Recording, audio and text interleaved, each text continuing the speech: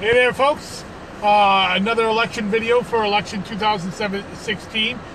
Today I'm going to talk about passive electioneering on election day itself. Just a few things, just to remind you, these videos that I'm doing are for me on my personal Facebook channel, but feel free to share them because I think that they provide a little insight into the election process, and we all know that there's a lot of people who don't vote every year. And they come out maybe just in the presidential years, and you may need, some guidance on some of the things that we got to do. So, and also, I have some previous videos. I'll put in the links. Absentee ballots. We did one on presidential ballots and affidavit ballots, and also on what else did we do? I forgot, but I'll find them and I'll put them in the links for you. And there is a deadline coming up on November 1st is the last day to mail in an application for an absentee ballot. So if you still need an absentee ballot and you need to have it mailed to you, you can put in your application in the mail. It has to be postmarked by November 1st for us to mail it to you, or you can always come down to our office in person or send somebody down to our office with the application and pick it up there all the way up until November 7th. So, passive electioneering. What is it?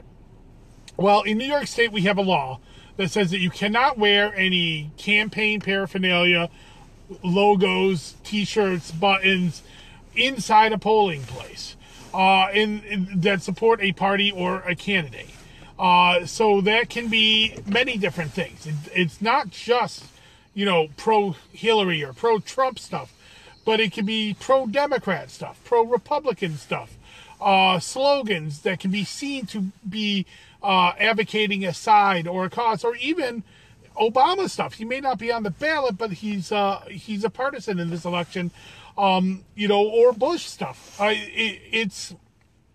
So what I'm saying is, when you go to the polls on election day, make sure you and the people with you do not wear your Hillary Clinton or Donald Trump T-shirts or any candidate's T-shirts or buttons.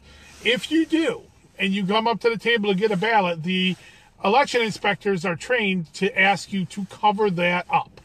And you may have to put your coat over it. If you don't have a T-shirt on, you may be asked to go to the bathroom to turn it inside out, take your buttons off, put it in your pocket, so on and so forth. Now, a lot of people ask about bumper stickers when it comes to that. Like, they drive in their car and they can't take their bumper stickers off.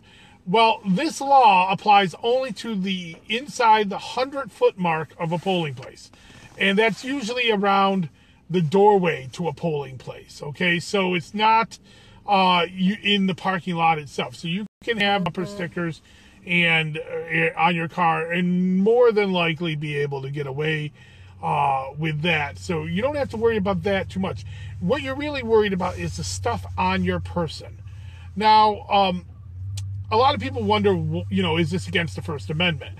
Well, this law has never been challenged in any way in New York State. So it is a law that is active for this election, and we will be enforcing it at the board as we enforce it during the primaries and just every election that we've ever had.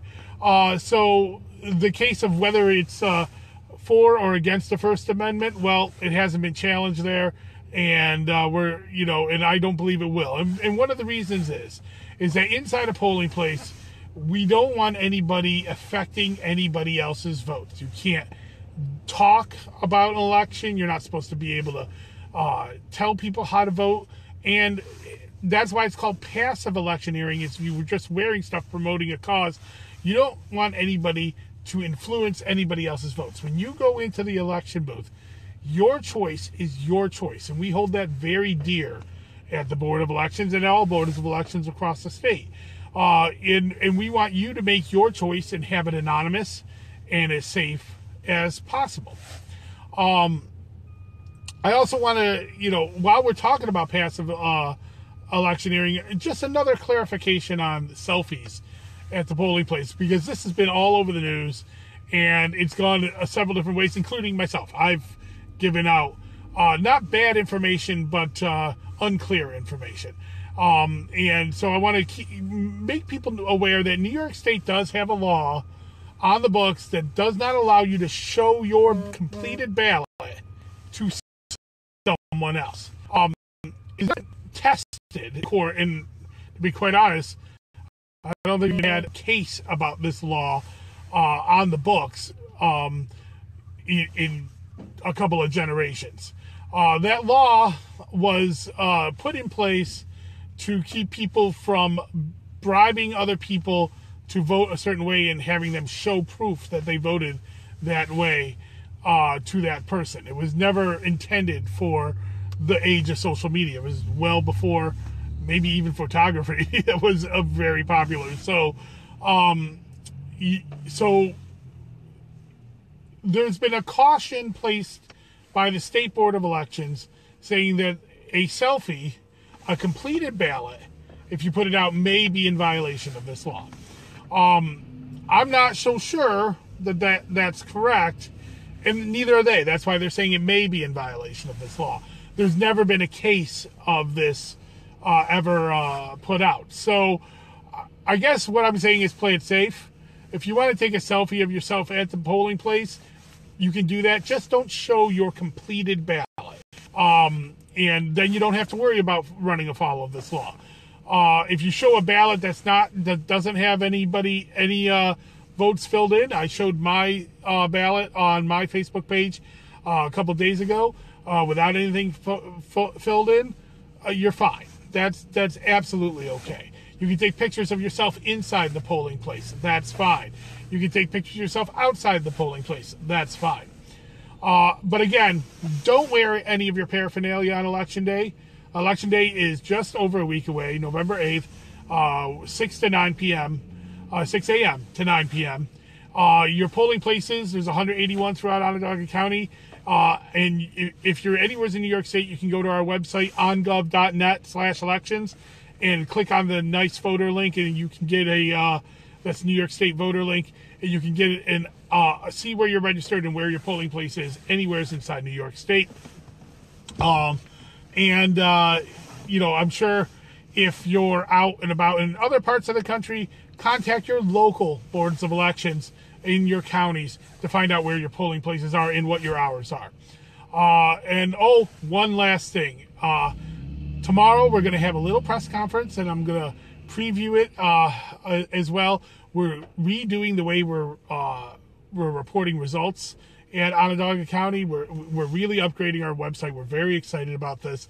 We're going to have all these maps that are going to show you not only how a race went overall, but how it went by election district and which election districts are reporting live on election night and for every election going forward on our website. So we're really excited about that. So check in tomorrow and I'll show you a few things about that. All right, that's it. Okay, Absentee Ballots, November 1st, deadline. Make sure that you get that mailed in. That's tomorrow. So if you haven't got it, go to our website, get an application and mail it in to us, and we'll send you a ballot. You can also come down by November 7th and pick it up. When you're going to the polls on Election Day, don't wear your stuff. Wear clothing. You need clothing. But don't wear paraphernalia or shirts that are supporting candidates or causes. And on selfies on the ballot, it's unclear whether it's violating the law, but to play it safe, don't show a completed ballot. Don't take a picture with a completed ballot and share it. You can do it with an uncompleted ballot or any other kind of photo inside of a polling place. Thank you very much. Get out there. Make sure that you check your registration and get out to vote a week from tomorrow. Bye-bye.